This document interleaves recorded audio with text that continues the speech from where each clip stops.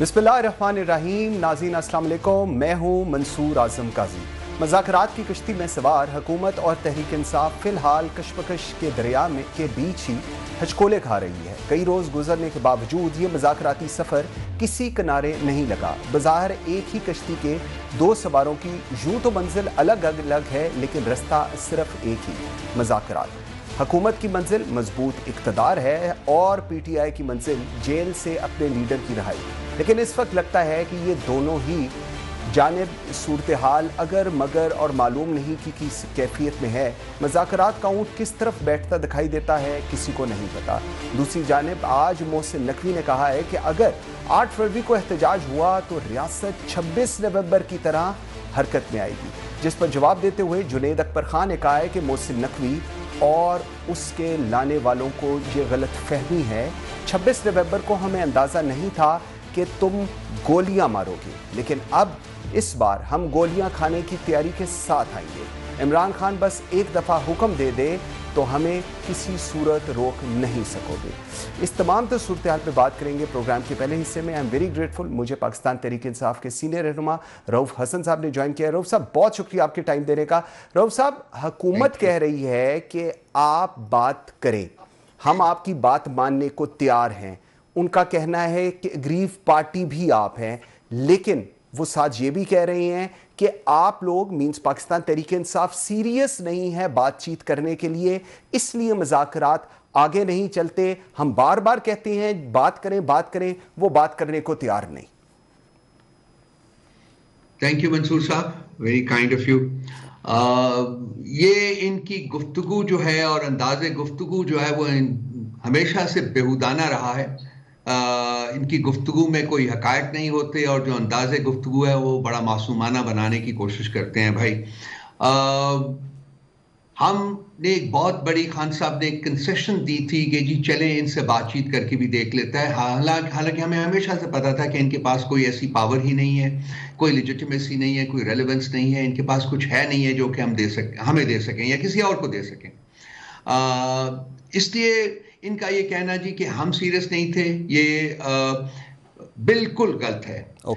मैं आपको एक सीक्वेंस से बता देता हूं कि क्या वजूहात हुई जिनकी वजह से इसको हमने मुज़ाकरात को मुनासिब समझा कि इसको टर्मिनेट करते हैं, बिकॉज ये वक्त का ज़िया लग रहा था। बिल्कुल इन्होंने जो भी वादे किए, हमारी जो मीटिंग्स हुई उनके दरमियान 3 मीटिंग्स के दौरान वो उनको पूरा नहीं कर सके। इन्होंने कहा जी कि खान साहब के साथ ये मुज़ाकराती टीम की मुलाकात कराएंगे, कल कराएंगे, फिर कल कराएंगे, फिर कल कराएंगे। 7 दिन के बाद इन्होंने हैंड्स अप कर दिए, कहा जी कि हम तो नहीं कर सकते। यानी कि इनमें इतनी भी ताकत नहीं थी कि ये खान साहब के साथ मुज़ाकराती टीम की एक मुलाकात करा सके। फिर इन्होंने साहिबजादा हामिद रजा साहब जो कि हमारी मुज़ाकराती टीम के स्पोक्स पर्सन थे, वो एक प्रेस कॉन्फ्रेंस कर रहे थे फैसलाबाद में, और वहाँ इन्होंने उस प्रेस कॉन्फ्रेंस को डिस्टर्ब करवाया और साहिबजादा साहब को अरेस्ट करने की कोशिश की। इसके अलावा और भी बहुत कुछ हुआ, लेकिन उनमें हमने दरगुजर करने के बाद, लेकिन जब इनको इन राइटिंग हमने दिया और इन्होंने कहा कि जी हाँ ठीक है हम इसको देख लेते हैं, तो उस वक्त भी हमने इनको कहा था जी कि अगर अगली मीटिंग से पहले आपने जुडिशल कमीशंस बनाने की जो हमारी शर्त है वो ना मानी तो उसके बाद मुज़ाकरात जारी रखने का कोई फायदा नहीं होगा, और वही हमने किया। क्योंकि इनके पास एक्चुअली पावर्स नहीं है कि ये कुछ भी कर सके। अब ये जो हमें ऑफर कर रहे हैं वो पार्लिमानी कमेटी, तो पार्लिमानी कमेटी के पास तो कोई ताकत ही नहीं होती। पार्लिमानी कमेटी तो जब पार्लियामेंट के अंदर से 11 सिटिंग लेजिस्लेटर्स को गिरफ्तार किया गया तो आपने पार्लिमानी कमेटी ने देखा कि उनको भी नहीं छुड़वा सके, वो भी हमने बेल्स करवा के उनको निकालना पड़ा। तो एक बिल्कुल इनका जो रवैया था वो बिल्कुल न सिर्फ गैर सीरियस था बल्कि इंतहाई हद तक आमेज था।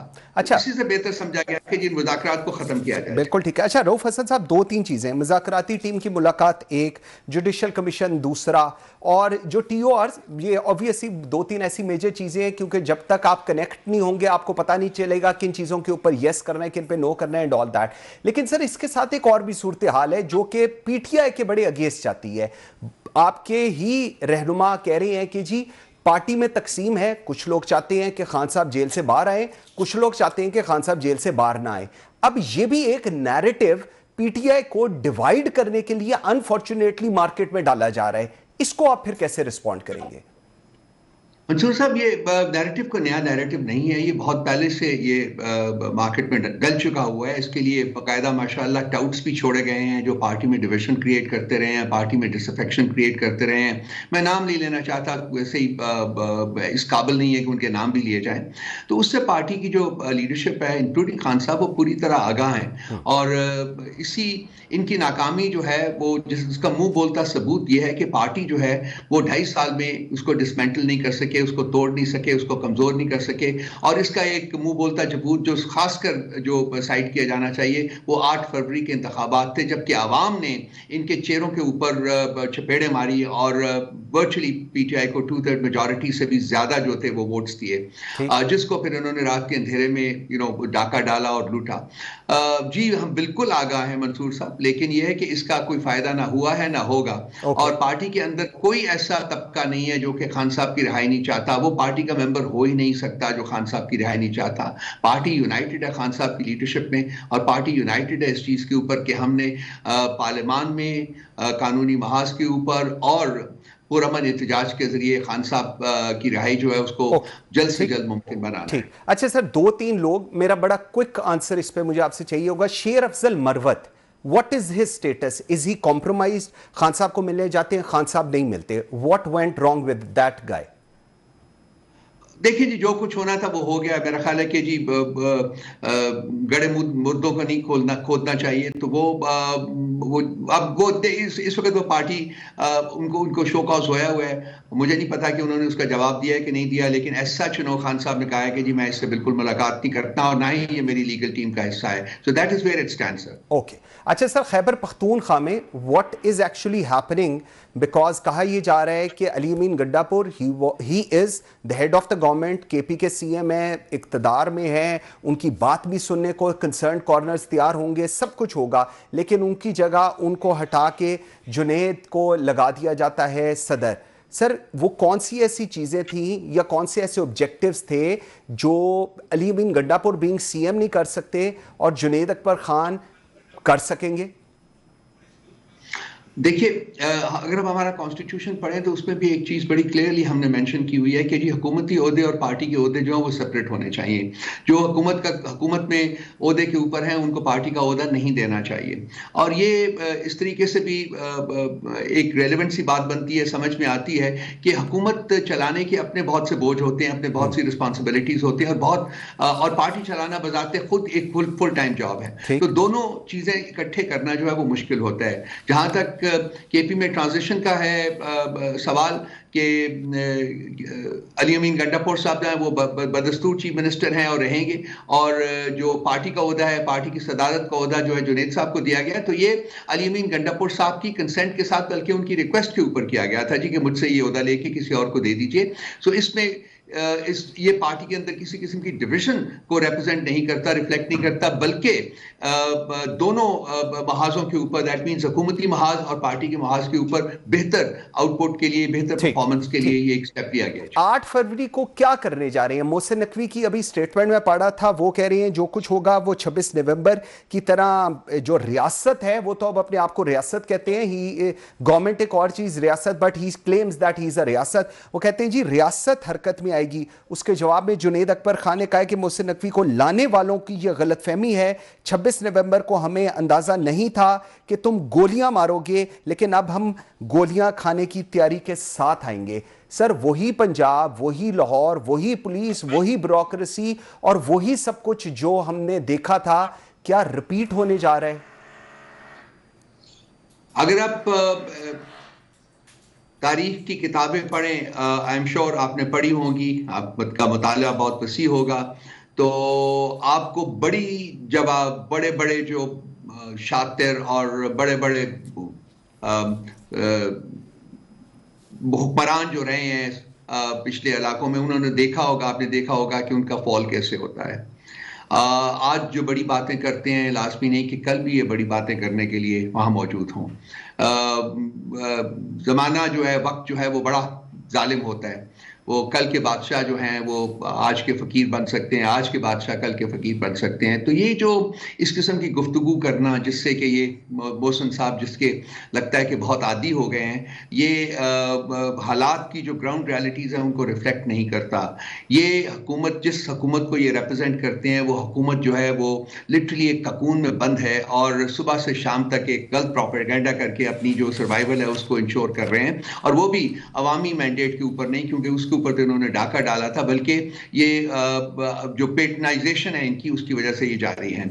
मैं आपको यकीन दिलाता हूं कि जो आईनी हकूक हमें मिले हैं अपनी आइन की वसातत से, उनको हम एक्सरसाइज करने का ना सिर्फ पूरा हक रखते हैं बल्कि हम उनको एक्सरसाइज करेंगे। बाकी रहा ये रियासत को रिप्रेजेंट जो करते हैं, रियासत का नाम लेते हैं, फ्रैंकली एक ऐसी हुकूमत जिसकी कोई रेलेवेंस नहीं है, कोई लेजिटिमेसी नहीं है, जिसकी कोई इज्जत नहीं है, ये उसको रिप्रेजेंट करते हैं सिर्फ। और वक्त बदलते जो है वो देर नहीं लगती। हाँ, 8 फरवरी को हमारा प्रोटेस्ट करने का जो फैसला वो अटल है, खान साहब के अहकामात हैं वो हम करेंगे। इन्होंने जो करना है ये कर लें, लेकिन हम पुरअमन रह के अपना एहतजाज जो है वो रिकॉर्ड करने के लिए पूरी तरह तैयार हैं। ठीक हो गया। अच्छा सर, एक और चीज़ अभी हम देख रहे थे, वो एक सुप्रीम कोर्ट में एक पूरी एक सिचुएशन क्रिएट हुई है, उसके बाद अब इस्लामाबाद हाई कोर्ट में भी एक सिचुएशन क्रिएट हो गई। नोटिफिकेशन, जब मैं आपसे बात कर रहा हूँ तो आज ये एक नोटिफिकेशन कल की तारीख में इशू हुआ था, जिसके अंदर उन्होंने 3 जजेस इस्लामाबाद हाई कोर्ट में, ऑब्वियसली सर 12 जजेस की वहां पर पोजीशंस थी, 10 काम कर रहे थे, दैट मींस 83.3% जजेस आर ऑलरेडी देयर, लेकिन उन्होंने 3 जजेस को डिफरेंट, एक को लाहौर हाई कोर्ट से, एक को सिंध हाई कोर्ट से, इस तरह, और एक को बलूचिस्तान हाई कोर्ट से उठाकर इस्लामाबाद लगा दिया है। अपनी मर्जी के वकील तो सुनते थे, अब अपनी मर्जी के जज भी होंगे, तो फिर फैसला जो होगा सर कबूल होगा, काबिल कबूल होगा सबको? देखिए जी, हम तो इसको फैसले को कबूल नहीं करते। ये एक प्रोजेक्ट जो इनका है वो ये है कि एग्जीक्यूटिव जो है वो ऑल पावरफुल हो जाना चाहिए, और जो रियासती सतून है लेजिस्लेचर, और तीसरा सतून जो है अदलिया का, जो कि सबसे इंपॉर्टेंट सतून होता है, क्योंकि एक ऐसी रियासत जहाँ के इंसाफ डिलीवर ना हो वो रियासत कायम नहीं रह सकती, वो रियासत खोखली हो जाती है। तो इन्होंने 26वीं आईनी तरमीम को पास करके जो अदलिया के ऊपर एक इंतहाई भयानक वार किया है, और अदलिया को अब एग्जीक्यूटिव के ताबे कर दिया है, और अदलिया एक इंडिपेंडेंट पिलर की हैसियत से, जो कि कॉन्स्टिट्यूशन में इंश्राइंड है, अब एग्जिस्ट नहीं करती। और ये जो 3 ट्रांसफर्स की आप बात कर रहे हैं, ये उन 3 जजेस को सीनियरिटी भी दी गई है, यानी कि जो इस वक्त सीनियर मोस्ट जज थे वो अब सीनियर मोस्ट जज नहीं रहे हैं चीफ जस्टिस के बाद, उनकी जगह जो उन्होंने ट्रांसफर किए जजेस, उनको वो पोजीशंस दे दी गई हैं। तो इसके खिलाफ मेरा ख्याल है कि तमाम पूरी जो अदलिया है वो प्रोटेस्ट करेगी। वो कल के आपने देख लिया कि कल वो अदालतों का बायकॉट कर रहे हैं, पीटीआई उनके साथ खड़ी है, और पीटीआई इस प्रोटेस्ट में पूरी तरह शिरकत करेगी। ये ज्यादा देर तक कायम नहीं रह सकता। देखिए, अगर ये ज्यादा देर तक कायम रहेगा तो फिर रियासत का जो सतून इस वक्त इन्होंने गायब कर दिया, इंडिपेंडेंट जुडिशरी का सतून, उसकी वजह से रियासत जो है वो खोखली हो जाएगी, बॉबली हो जाएगी, और अल्टीमेटली डिसमेंटल हो जाएगी। तो ये कोई भी नहीं चाहेगा, तो इसको रिवर्स करना होगा, और हम इसके लिए कानूनी महाज के ऊपर भी और अपनी जो लेजिस्लेशन में भी हम पूरी तरह कोशिश करेंगे, और इसको अगर सड़कों के ऊपर भी लेके जाना पड़ा तो डेफिनेटली उसको लेके जाएंगे। बिल्कुल ठीक। रऊफ हसन साहब, thank you very much ji, I am very grateful, आपने हमें टाइम दिया। नाज़रीन, एक ब्रेक लेते हैं जी, ब्रेक से जिस वक्त वापस आएंगे तो ये जो इकोनॉमिक, माइक्रो इकोनॉमिक इस्तेहकाम, बहाली के किरदार की बातें हो रही हैं, इंटरेस्ट रेट नीचे लाई जा रही हैं, गवर्नर स्टेट बैंक बहुत बड़े क्लेम्स कर रही हैं, और ये सारा कुछ रूट, आपने लोन लेना है, आपने लेंडिंग करनी है, आपने जो कुछ करना है, ये थ्रू बैंकिंग सर्कल होना है। बैंकिंग इंडस्ट्री इस पे क्या देखती है, किस तरह, how they see all this, what is happening, इस पे बात करेंगे। आतिफ सलीम मलिक साहब, chief operating officer JS bank, मेरे साथ होंगे जी, मेरे साथ रहिए। Welcome back after the break जी। नाज़रीन, governor State Bank of Pakistan Jameel Ahmed का कहना है कि मुहतात मालियाती पॉलिसी के मौक़िफ़ ने माइक्रो इकोनॉमिक इस्तेहकाम की बहाली में अहम किरदार अदा किया है। कारोबार में आसानी बढ़ाने के लिए हालिया पॉलिसी इक़दामात को उजागर किया है, जिनमें बरामदाद और दरामदाद की सहूलत, फ्रीलांसर्स और IT एक्सपोर्टर्स की मावनत और डिजिटल इकोसिस्टम मजबूत बनाने के इक़दामात शामिल हैं। लो इंटरेस्ट रेट का इम्पैक्ट और इंडस्ट्री के साथ साथ इंडिविजुअल कस्टमर पर भी असरात आना शुरू हो गए हैं। गवर्नर स्टेट बैंक ने निशानदही की है कि SME फाइनेंसिंग दिसंबर 2023 में 43 अरब रुपए से बढ़कर दिसंबर 2024 में 436 अरब तक पहुंच गई है, जबकि एग्री लोन्स की तकसीम सालाना बुनियाद पर 14.5% इजाफे के साथ माली साल 2025 की पहली छमाही में 1.266 अरब रुपए तक जा पहुंची है। गवर्नर स्टेट बैंक ने कहा है कि एमसीसीआई के किरदार को सराहा और कारोबारी बरादरी पर जोर दिया कि वो मुस्तकबिल की टेक्नोलॉजीज में सरमायाकारी करें और गैर रवायती मार्केटों को तलाश करें ताकि मुल्क को मजमूई बरामदात को एड्रेस किया जा सके। इस तमाम तर माशी सूरत हाल में पाकिस्तान की बैंकिंग सेक्टर और कमर्शियल बैंक्स का इंतहाई अहम किरदार है, क्योंकि कस्टमर ने बैंकिंग सिस्टम के जरिए ही तमाम तर फैसिलिटीज़ हासिल करनी हैं, ख्वाह वो किसी भी मद में हो। इस पर बात करने के लिए मेरे साथ इस वक्त मौजूद हैं आतिफ सलीम मलिक साहब, जो पाकिस्तान के एक लीडिंग बैंक GS बैंक के चीफ ऑपरेटिंग ऑफिसर हैं। मलिक साहब, बहुत शुक्रिया आपके टाइम देने का। मलिक साहब, जो कुछ गवर्नर साहब ने कहा उसके साथ अगर मैं टैग करूं, शरह सूद में कमी पाकिस्तान में इंडस्ट्री और इंडिविजुअल के लिए कर्ज लेने की लागत को किस तरह मुतासर करेगी और इसका मुमकिना फवायद या नुकसानात क्या हो सकते हैं? जी अस्सलाम वालेकुम काजी साहब, पहले तो आपका बहुत शुक्रिया बुलाने का प्रोग्राम में। और आपकी मैं उर्दू सुन रहा था, मुझे जरा आप इस उससे थोड़ा सा एक मेरी उर्दू इतनी अच्छी नहीं है, तो मैं मिक्स करके ही बात करूंगा, उर्दू और अंग्रेजी का इस्तेमाल, उसकी इजाजत है? जी जी प्लीज सर। मैंने कहा अच्छा, नहीं आपने बहुत अच्छा इनिशियल उस पर कैप्चर किया। देखिए, पिछले कोई 1.5 से 2 साल के दौरान काफी ज्यादा चैलेंजेस इकोनॉमिक फ्रंट पे थे, बोथ एक्सटर्नल साइड और इंटरनल साइड पे भी। हमारा करंट अकाउंट डेफिसिट पहले था, उसको कंट्रोल करना बहुत प्रायोरिटी थी। एफएक्स के बड़े ज्यादा चैलेंजेस थे, इश्यूज थे। आपको अगर शायद याद हो तो कोई 1.5 साल पहले बाकायदा एफएक्स को कंट्रोल करना पड़ रहा था। अब चीजें जो है कुछ थोड़ी सही डायरेक्शन में चलना शुरू हो गई हैं IMF प्रोग्राम के साथ। उसमें चीजें काफी बेहतर डायरेक्शन में अब चलना शुरू हो गई हैं। पिछले 6 महीने के अरसे में अगर आप देखें तो इंटरेस्ट रेट जो था, डिस्काउंट रेट, स्टेट बैंक ने उसको 22% से कम करके अब 12% पे आ गया। ठीक। अब इसका जो है डायरेक्ट इम्पैक्ट वो बिजनेसेस के ऊपर आएगा और जैसा आपने जिक्र किया कंज्यूमर के ऊपर आएगा। ये डिलिबरेट था। पहले जो इंटरेस्ट रेट बढ़ा था, क्योंकि इन्फ्लेशन उस वक्त आपको पता है पीक की 28-29% के ऊपर, तो उसमें आप थोड़ा सा डिमांड कंट्रोल मेजर्स जो है वो लेके आते हैं, स्लो डाउन करना चाहते हैं इकोनॉमी को मॉनेटरी पॉलिसी के जरिए, जो कि स्टेट बैंक ने किया और बड़ा इफेक्टिवली उसका नतीजा आना शुरू हुआ। और ऑब्वियसली महंगाई उस वक्त बढ़ रही थी। इस साल जो अब दिसंबर का नंबर आया है पूरा ईयर ऑन ईयर महंगाई का, वो 4% पे आया।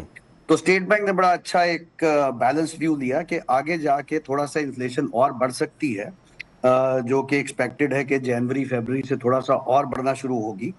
उसको देखते हुए उन्होंने बीच में एक रूम कुशन रखा है और 12% पे अभी लेके गए हैं। थोड़ा सा और इसमें रूम है, बट वो मेरा ख्याल है थोड़ा सा मोहतात तरीके से चलना चाह रहे हैं। बहुत अच्छा वो बैलेंस्ड एक व्यू है।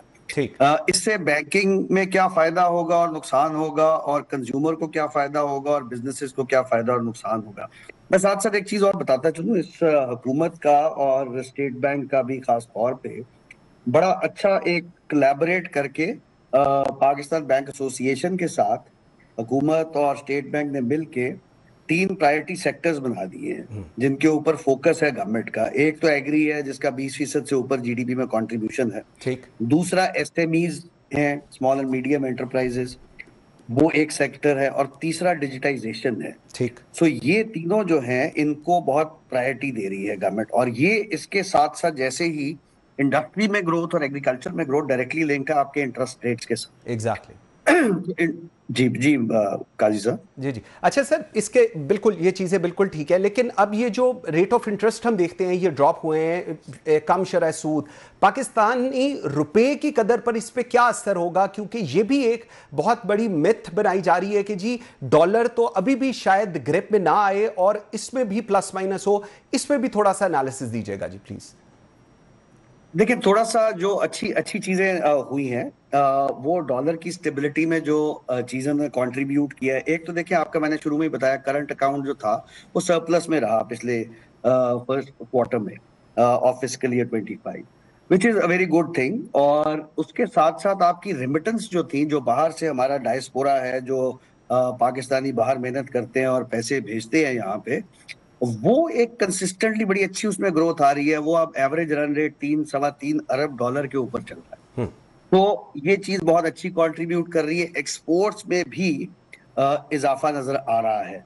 तो ये इसको देखते हुए जो एक इंडिकेटर होता है जिसको रियल एक्सचेंज रेट कहते हैं रियर के नाम से, वो थोड़ा सा ऊपर है 100 से अभी, जो कि बहुत ज्यादा वो ये नहीं इंडिकेट कर रहा कि रुपी ओवर वैल्यू वो है ओवर वैल्यू। ओके। तो मेरा ख्याल है कि ये थोड़ा अरसा स्टेबल ही रहेगा। और जो ओवरऑल थोड़ा सा इसमें ऑब्वियसली जब इकोनॉमी में थोड़ा सा ग्रोथ आएगी, अगर आपको थोड़ा सा इकोनॉमी की ग्रोथ का भी जायजा लें ना, तो जीडीपी हमारा 1.5 साल पहले 2 साल पहले कोई नेगेटिव में था, अब उसमें 2-2.5% की ग्रोथ है।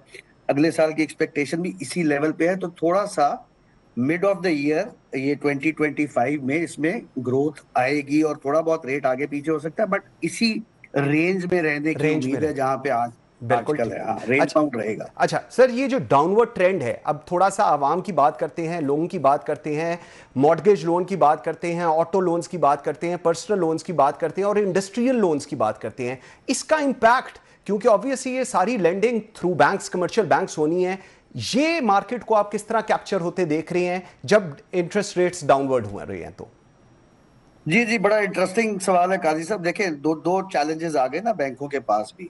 जब इंटरेस्ट रेट 22% पे चल रहे थे तो बैंकों को बहुत आसानी से पैसे बनते हैं, क्योंकि उनका जो स्प्रेड होता है लायबिलिटी के जो डिपॉजिट मोबिलाइज करते हैं वो बहुत ज्यादा चल रहा था।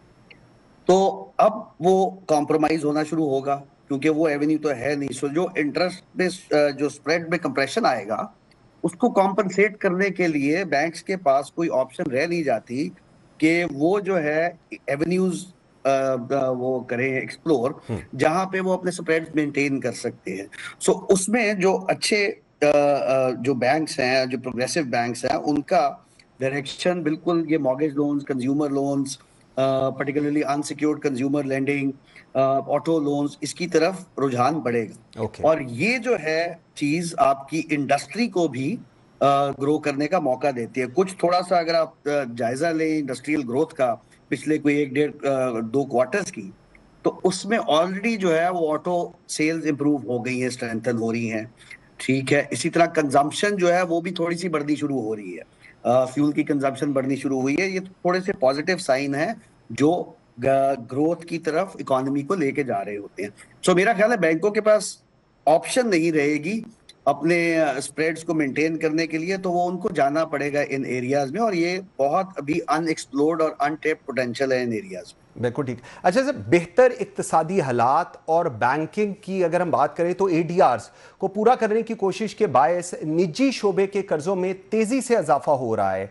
इसका पाकिस्तान की ग्रोथ रेट ऑफ इकोनॉमी और रेट ऑफ इन्फ्लेशन, अगर मैं शॉर्ट टर्म और लॉन्ग टर्म की बात करूं, उस पर आप क्या इंपैक्ट होते देख रही हैं? जी अच्छा, ये थोड़ा सा एक ट्रिकी सा वो एरिया है।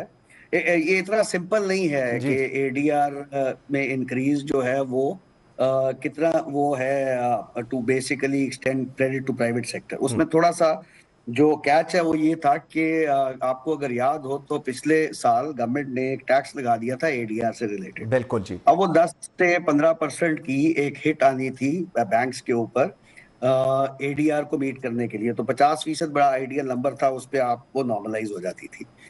सो वो उसमें बैंकों ने बहुत जल्दी में लैंडिंग की, बट उसमें कुछ तो गवर्नमेंट सेक्टर को, पब्लिक सेक्टर को फायदा हुआ, उसमें लैंडिंग हुई। कोई गवर्नमेंट पब्लिक सेक्टर ऑर्गेनाइजेशंस को बड़ी लैंडिंग हुई। उनको तो चले एक अच्छी चीज ये हुई कि वहां से उनकी कॉस्ट ऑफ इंटरेस्ट जो है वो कम हो गई। बट दूसरी साइड पर जो रियल लैंडिंग थी वो इतनी नहीं हुई। तो अब उसको एड्रेस करने के लिए जो है स्टेट बैंक भी इन्वॉल्व हुआ, स्टेक होल्डर्स, पीबीए की साइड से भी इन्वॉल्वमेंट हुई, बैंक भी इन्वॉल्व हुआ और एफबीआर भी इन्वॉल्व हुआ। तो अब उसको उन्होंने एक फिक्स टैक्स लगा दिया है ऊपर बैंकों के। ठीक। सो एडिशनल टैक्स लगा दिया गया। तो वो एडीआर, अब रियल एडीआर को इंक्रीज करना पड़ेगा बैंकों को। और वो उसी तरह हो सकता है जो मैं पहले बता रहा था कि आपको रियल सेक्टर्स में पैसे डालने पड़ेंगे, आपको एवेन्यूज एक्सप्लोर करने पड़ेंगे जहां पे आप लैंडिंग करके लोगों को भी फायदा पहुंचा रहे हो, कंज्यूमर्स को भी फायदा हो, इंडस्ट्रियलिस्ट को भी फायदा हो और बैंकों को भी फायदा हो। अच्छा सर, लास्ट मुझे जरा बताइएगा, I have got 30 seconds. World bank कह रहा है कि आपका जो इन्फ्लेशन है वो ऊपर की तरफ जा रही है। अब एमपीसी की जो मालियाती पॉलिसी के फैसले हैं, इसको आप कैसे with respect to the inflation असरअंदाज होते देख रहे हैं? बस स्टेट बैंक ने बड़ी इसका बैलेंस व्यू लिया है अभी एमपीसी में ना। हेडरूम काफी ज्यादा था। अगर आप देखें तो इंटरेस्ट रेट, डिस्काउंट रेट उस वक्त 13 पे चल रहा था, इन्फ्लेशन का नंबर 4% का है, तो हेडरूम तो आपको नजर आ रहा है 8-9% का है। तो 8-9% से डिस्काउंट रेट कम हो सकता था। बट स्टेट बैंक ने ये जानते बूझते हुए कि जनवरी ऑनवर्ड इसमें कहते हैं ना बेस इफेक्ट भी आ जाएगा, जिसकी वजह से इन्फ्लेशन में अपटिक होगी, और दूसरा जो है क्योंकि इकोनॉमी का पहिया चलना शुरू होगा तो उसकी वजह से भी डिमांड बढ़ेगी तो इन्फ्लेशन बढ़ेगी, इसलिए वो क्वेश्चन रखा है स्टेट बैंक ने। बट ये उस लेवल पे इन्फ्लेशन का जाना, 4 से जो टारगेट कर रही है हुकूमत, वो 5 से 7% का इन्फ्लेशन का नंबर टारगेट कर रही है, जो बहुत ही मैनेजेबल नंबर है।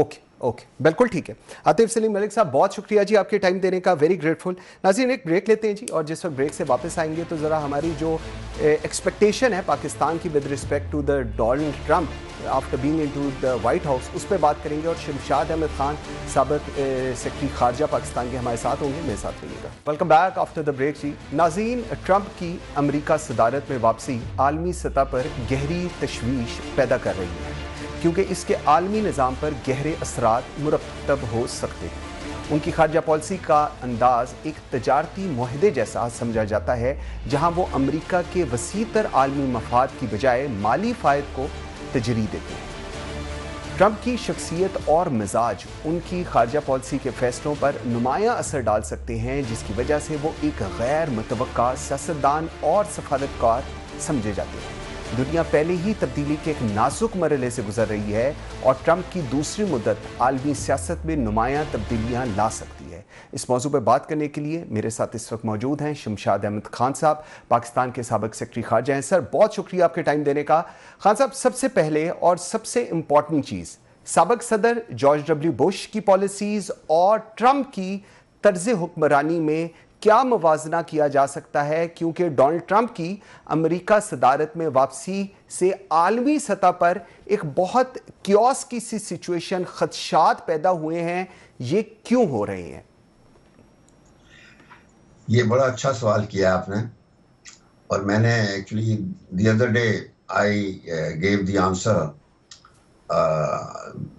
तो एक मैगजीन में, लेकिन मैं कहना ये चाहता हूँ आपके सवाल के जवाब में कि दोनों सदर जो हैं, रिपब्लिकन जॉर्ज डब्ल्यू बुश, जो एक और रिपब्लिकन प्रेसिडेंट का बेटा था, है बल्कि बेटा अभी भी है, वो जिंदा है, और दूसरा डोनाल्ड ट्रंप, इन दोनों में मुमासलत काफ़ी है।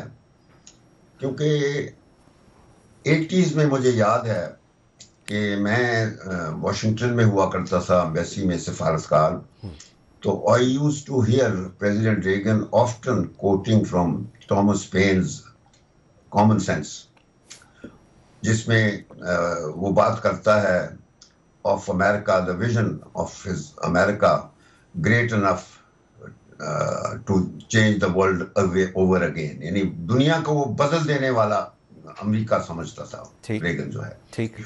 तो उसने अपने अहद सदारत में दुनिया बदली बहुत, क्योंकि उसके ज़माने में सोवियत एम्पायर डिसमेंटल हुई और उसमें पाकिस्तान का हाथ था। पाकिस्तान क्योंकि सोवियत यूनियन को अमेरिका घेर कर अफगानिस्तान लाया, उसका वाटरू बनाया, और फिर हमारे बच्चों के मदरसों को जिहादी इनक्यूबेटर्स बनाया, यहाँ से जिहादी प्रोड्यूस किए गए जो बाद में तालिबान बने। तो इस तरीके से Soviet empire, the evil so called evil Soviet empire was dismantled during Reagan's presidency. ठीक।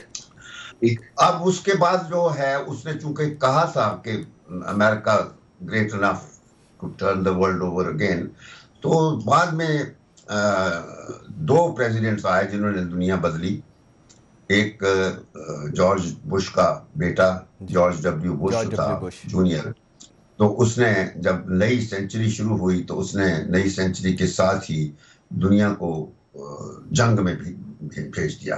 यानी वजह कुछ भी हो, लेकिन 9/11 was set to be the beginning of the 21st century, और वो इस तरह दुनिया को बदलने का एक वो वाहिद तरीका था जो एक रिपब्लिकन प्रेसिडेंट आफ्टर रेगन, दूसरे रिपब्लिकन प्रेसिडेंट ने दुनिया बदली, तहस नहस करके दुनिया। यानी इराक पे जंग छिड़ गई, और अफगानिस्तान का बेड़ा गर्क कर दिया गया। और अफगानिस्तान के हवाले से मैं ये कहूँगा कि हमारे सदर थे उस वक्त, मुशर्रफ थे, तो वो उस जंग को खींचकर पाकिस्तान लाया और उसको अब पाकिस्तान की जंग बना दिया। और वो इस वजह से नहीं कि वो हमारे मुफाद में था, वो उसके ज़ाती मुफाद में था, क्योंकि उसने अपने आप को लेजिटिमेसी दिलवानी थी। क्योंकि सन 2000 में जब वो अमेरिका गया था आफ्टर टेकिंग ओवर इन 99, तो वहाँ प्रेसिडेंट क्लिंटन ने उसके साथ मीटिंग नहीं की थी। क्लिंटन पाकिस्तान भी, इस्लामाबाद भी आया था, तो उसने टेलीविजन पर हाथ नहीं मिलाया था मुशर्रफ के साथ। तो जब मैं एम्बेसडर था वहाँ न्यूयॉर्क में, जब वो आया पहली दफा मुशर्रफ, तो उसने मुझसे पूछा कि Shamshad, what about my meeting with president Clinton? मैंने कहा वो नहीं मिलेगा आपको यहाँ।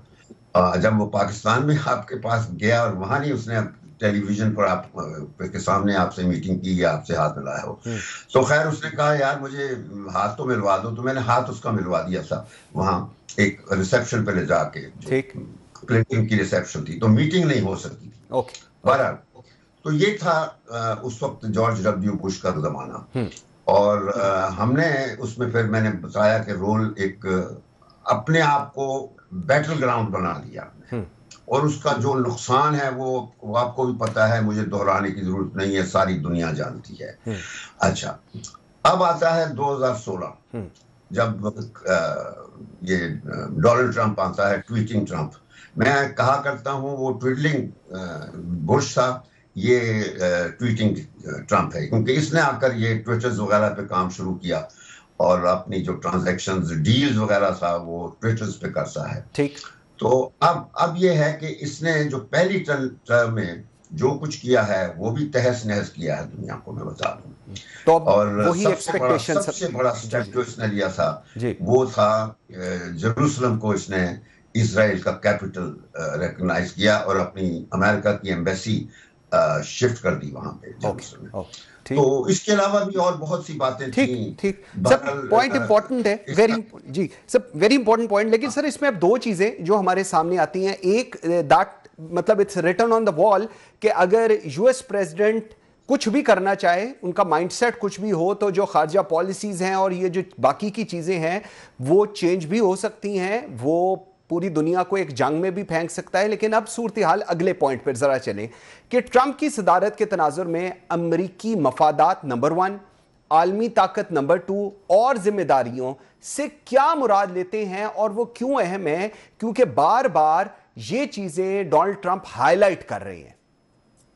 ये जो बात है ना, अमेरिका की वर्ल्ड पावर, अमेरिका के मफादात, उसकी जो दुनिया की ताकत और जिम्मेदारियां, ये बुनियादी तौर पर 5 अल्फाज हैं जो एडलाई स्टीवनसन ने 1960s में अमेरिका की फॉरेन पॉलिसी के हवाले से कहे थे। उसने कहा था कि अमेरिका की अगर फॉरेन पॉलिसी का पर्सपेक्टिव आपको समझना है तो you need to have an understanding of America's interests, ठीक, world power and its responsibility. बिल्कुल यही बात है।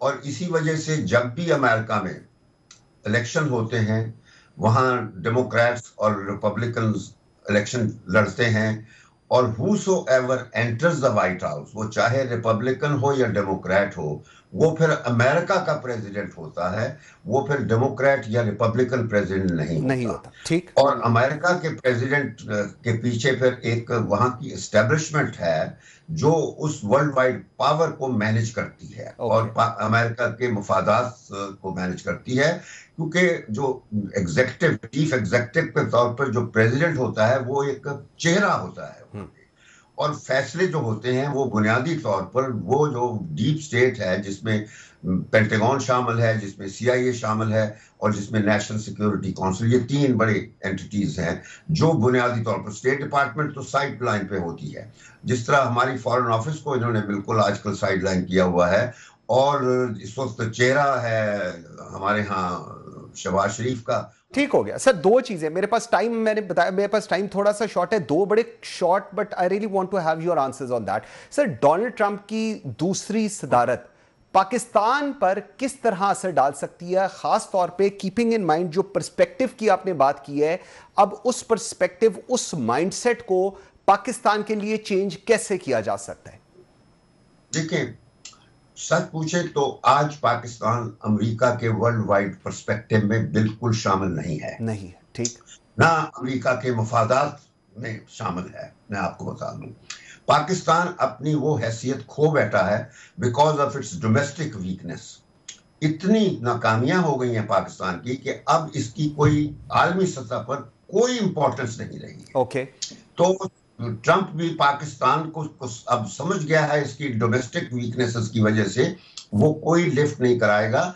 और इन एनी केस कि कोई भी, मैं नहीं समझता कोई बंदा एक्सपेक्ट करता है कि वो कोई हमारी मौजूदा क्राइसिस को खत्म करने में मदद देगा। हाँ, वो अगर हुआ तो वो मदद देगा कि हमारी जो वीकनेसेस हैं, जिसमें ह्यूमन राइट्स है, जिसमें न्यूक्लियर, ठीक, वेरी वेल, कैपेबिलिटी के मसले हैं, उन मसलों के बारे में वो अमेरिका जरूर इंटरव्यू करेगा, but not in favour of any individual for any person. अच्छा सर, इंडिविजुअल की अगर नहीं करेगा, आई एग्री इंडिविजुअल में, बट अफगानिस्तान में इस्तेहकाम करने के लिए क्या आपको लगता है पाकिस्तान का कोई किरदार अदा हो सकता है, खास तौर पर चीन और अमेरिका के तनाजुर में? देखिए, ये इस वक्त अमेरिका और चीन उस हवाले से, चीन के तनासब से, चीन के पार्टनर के तौर पर पाकिस्तान के साथ अमेरिका काम करेगा। ये बता दूं आपको, हमारा रोल चीन के हवाले से रेलेवेंट है। ओके। और ये रवायती तौर पर रहा है, ये पहली दफा नहीं। हम लोग उस वक्त भी रेलेवेंट थे जब प्रेसिडेंट निक्सन अमेरिका से चल के लाहौर आया था और उसने प्रेसिडेंट याहिया को कहा था कि general I need your help. उसने कहा क्या? वो कहता है अपने दोस्त चाइना के साथ हमारी दोस्ती करवा दो। ओके। तो फिर याहिया ने वो रोल प्ले करके चाइना और अमेरिका की दोस्ती करवा दी, इन द सेंस कि चाइना को उसकी अपनी नशिस्त दिलवा दी, परमानेंट पावर का स्टेटस था जो अमेरिका ने हमेशा से ताइवान को दिया हुआ था। तो फिर याहिया की मुदाखलत के बाद फिर चाइना को वो सीट, परमानेंट सीट सलामती काउंसिल में मिल गई और चाइना आलमी सतह पर आ गया। तो एक तरह से ग्लोबल अंतांत पैदा किया था उस वक्त याहिया खान। बिल्कुल ठीक है। तो जी जी, ये इस लिहाज से, ये इस किस्म के हवाले से पाकिस्तान आज भी चाइना के जो, चूंकि इस वक्त इसका ट्रंप का भी मेन कंसर्न चाइना होगा, मैं बताऊं, उस हवाले से main concern would be China. बिल्कुल ठीक है, बिल्कुल ठीक है। लेकिन मैं उसकी कहता हूं वो ऐसे है कि उसको डिलीवर करने के लिए जो चाइना के हवाले से जो भी है, वो उसके लिए ये जो लीडरशिप है हमारी, ये उस किस्म की लीडरशिप ना सिविल ना मिलिट्री। बिल्कुल ठीक है शमशाद साहब, बिल्कुल आई एम सॉरी, मेरे पास टाइम जी बिल्कुल खत्म हो गया सर। जी जी सर, मेरे पास टाइम खत्म हो गया। शमशाद खान साहब, thank you very much ji, I am very grateful for your time. नाज़रीन, आज के लिए इतना ही। मुझे मंसूर आजम काजी को दीजिए इजाजत। अल्लाह हाफिज।